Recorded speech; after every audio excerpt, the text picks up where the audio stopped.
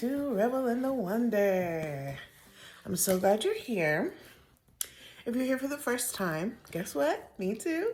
Because this is my first video. So I'm here, I'm doing it. This is a thing now. I like to say I know what I know, okay? Because I believe that we're all evolving and growing. As time moves forward, we get access to more information and we get to grow and evolve and become even more of ourselves. I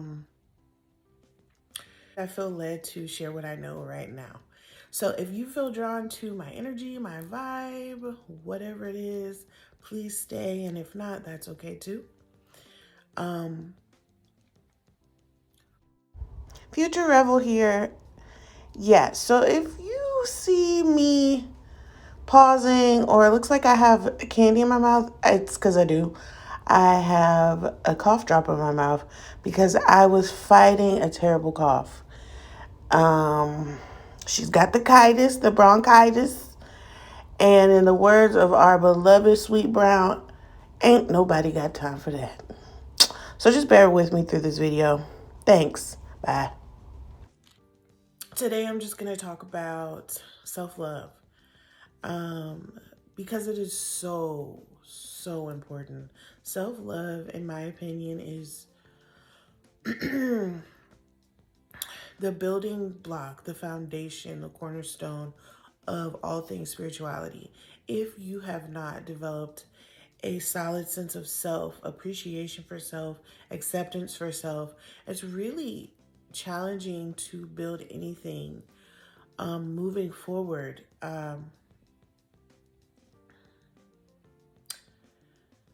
And self-love is a thing that, in my experience, has to be developed because most of us were not raised to have an immense amount of self-love.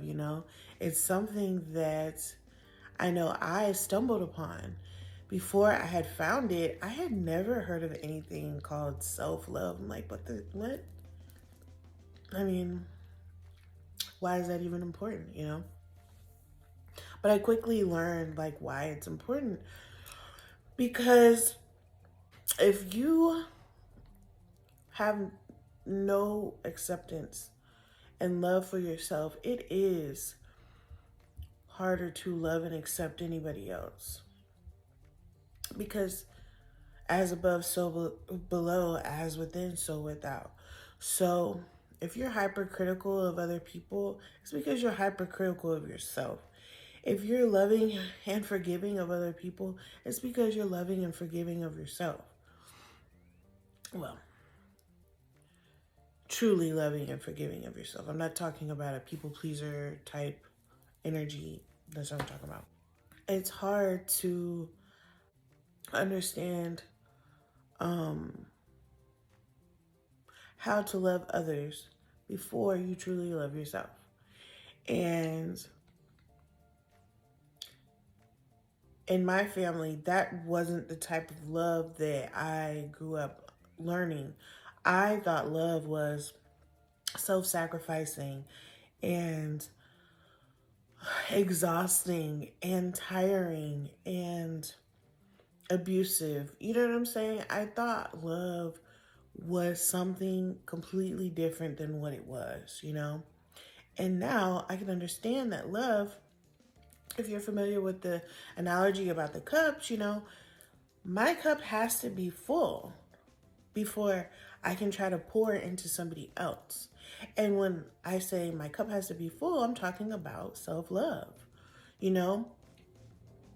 I have to feel good and elevated and loved and accepted by myself first and foremost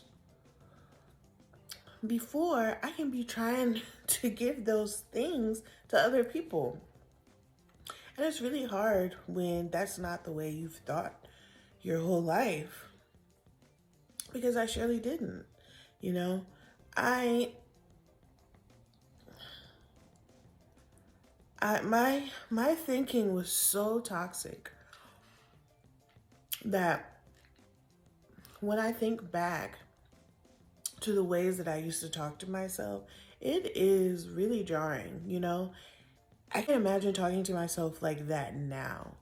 But back then, it felt so normal, you know? And because my thoughts were so toxic, the world around me was so toxic. My relationships were so toxic.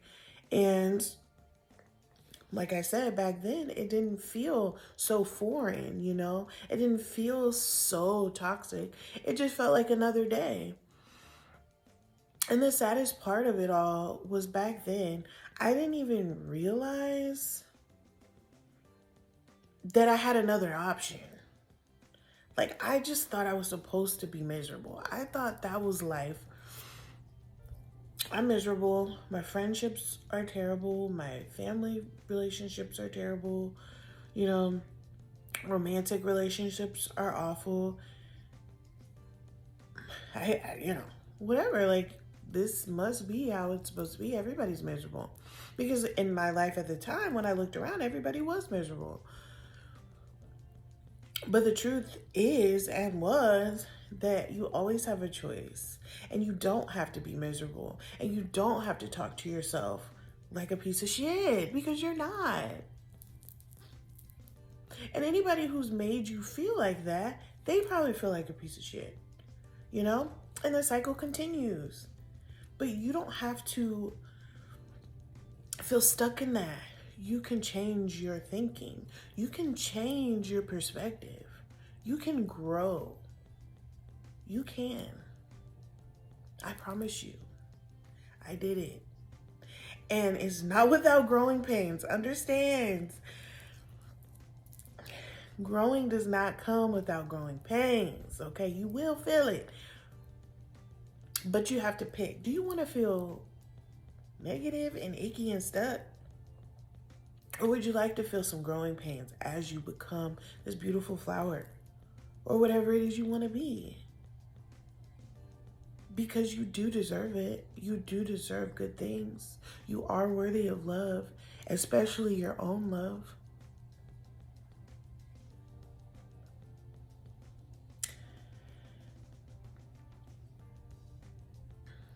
And it's just a choice we all have to make, you know? Am I gonna stop feeding myself this terrible stuff and decide to change my perspective and change my thoughts?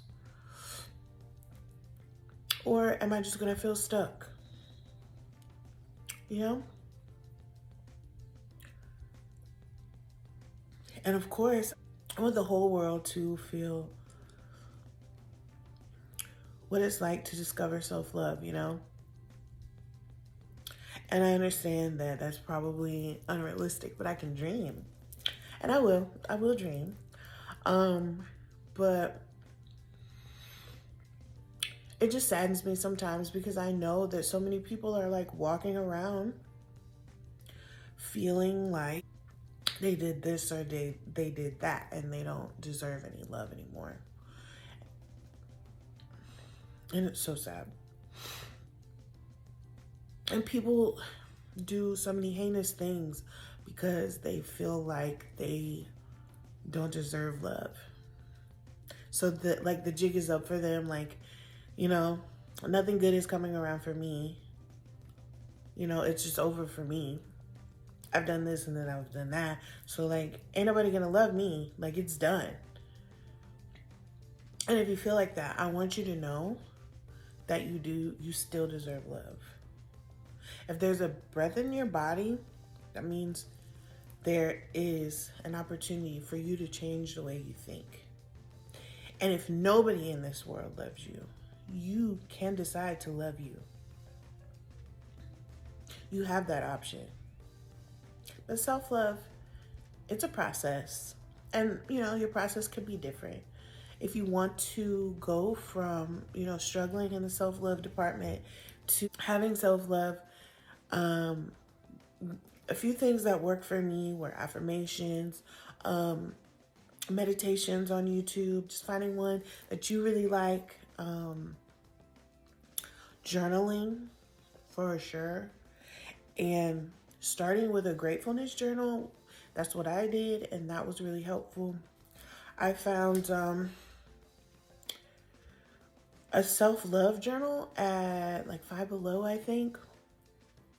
And I'm sure they sell them on Amazon that you can fill out and different questions you can ask yourself. And they're really good exercises to help you get your wheels going and your mind turning around how to develop a more solid sense of self and self-love. Okay, so I think that's all I have today. Thanks for sticking around. If you made it to this part in the video, please feel free in the comments to let me know what you'd like to talk about next time. But until then, continue to revel in the wonder, and I'll see you next time.